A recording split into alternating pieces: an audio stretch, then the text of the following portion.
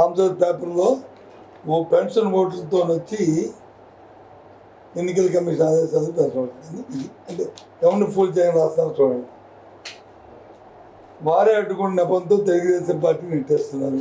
మనం ఒక పేజీ కాకుండా ఇంకో 3 పేజీలు ఎక్కడుంటారు, ఒక 5 పేజీలు అదే పనిగా దాన్ని. అంటే ఈ 2 పత్రికలు ఏ విధంగా ప్రజల్ని ఫూల్ చేస్తున్నాయో,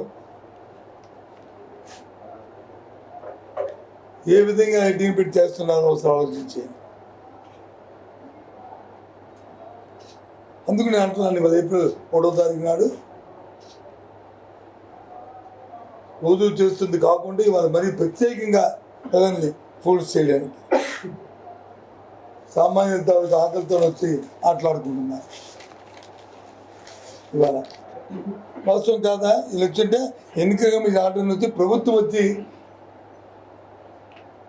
మేము రాజకీయంగా పార్టీ మీద ఇట్టేస్తుందంట. ఆలోచించండి, ఎవరు ఎన్నికల కమిషన్కి ఏ వ్యక్తులు వెళ్ళారు, వాళ్ళ పురపరాలు ఏంటి, వాళ్ళకి తెలుగుదేశం పార్టీ చంద్రబాబు నాయుడుతో ఉన్న సంబంధాలు ఏంటి ఆలోచన చేయండి.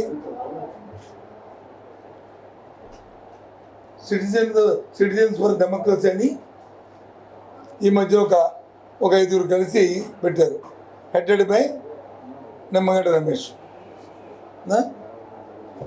మన ఫార్మర్ ఐఏఎస్ ఆఫీసరు, తర్వాత వచ్చి ఎలక్షన్ కమిషన్లో ఎలక్షన్ కమిషన్ చేశారు, చైర్మన్ చేశారు. ఆయన ఆధ్వర్యంలో పెట్టారు. పెట్టినప్పుడు ఆలోచన చేసుకోవాలి. మీరు ఈరోజు ఏం పెట్టారు, వాలంటీర్లతో పెన్షన్లు పంచడానికి వెళ్ళలేదు.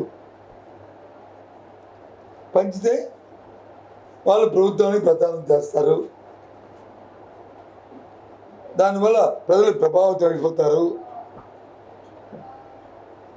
ఎన్నికలు అవుతున్నాయి కాబట్టి దానివల్ల వైసీపీ పార్టీకి మేలు జరుగుతుంది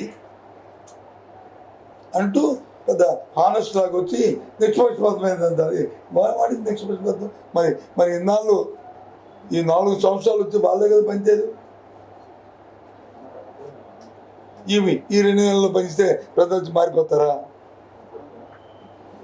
కానీ ఇక్కడున్న ఇబ్బంది ఏంటి, 3 లక్షల మంది వాలంటీర్స్ ఉన్న 60 లక్షల మందికి పెన్షన్ ఇచ్చిన నేపథ్యం రాష్ట్రంలో. కనీసం 3 రోజుల్లో 1, 2, 3 ఇంకా మిగిలిపోతే 4 రోజులు ఇస్తున్న పరిస్థితులు రాష్ట్రంలో ఉన్నాయి.